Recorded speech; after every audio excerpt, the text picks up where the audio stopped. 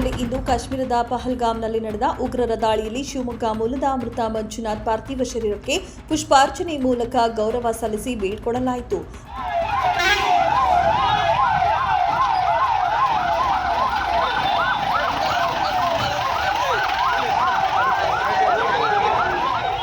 ಇನ್ನು ಮಂಜುನಾಥ್ ಪಾರ್ಥಿವ ಶರೀರವನ್ನು ಶಿವಮೊಗ್ಗಕ್ಕೆ ಹೋಗುವ ಮಾರ್ಗ ಮಧ್ಯೆ ಹೊಳಲ್ಕೆರೆಗೆ ಆಗಮಿಸಿದ್ದು, ಹೊಳಲ್ಕೆರೆ ಪಟ್ಟಣದಲ್ಲಿ ಆರ್ಎಸ್ಎಸ್ ಹಾಗೂ ಬಜರಂಗ ದಳದ ಕಾರ್ಯಕರ್ತರು ಮಂಜುನಾಥ್ ಪಾರ್ಥಿವ ಶರೀರಕ್ಕೆ ಪುಷ್ಪಾರ್ಚನೆ ಮಾಡಿ ಭಾರತ್ ಮಾತಾ ಕಿ ಜೈ ಎಂದು ಘೋಷಣೆಗಳನ್ನು ಕೂಗಿ ಮೃತರ ಆತ್ಮಕ್ಕೆ ಶಾಂತಿಯನ್ನ ಕೋರಿದ್ದು, ಕೇಂದ್ರ ಸರ್ಕಾರ ಈ ಕೂಡಲೇ ಘಟನೆಯನ್ನ ಗಂಭೀರವಾಗಿ ಪರಿಗಣಿಸಿ ಉಗ್ರರನ್ನ ಬಂಧಿಸಿ ಕಠಿಣ ಶಿಕ್ಷೆಗೆ ಗುರಿಪಡಿಸುವಂತೆ ಆಗ್ರಹ ಮಾಡಿದರು.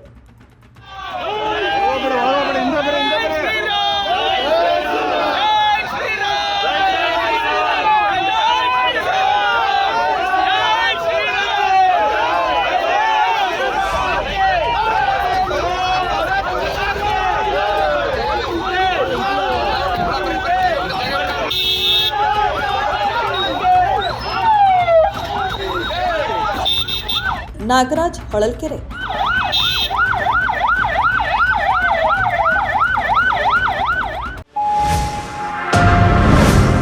Media network.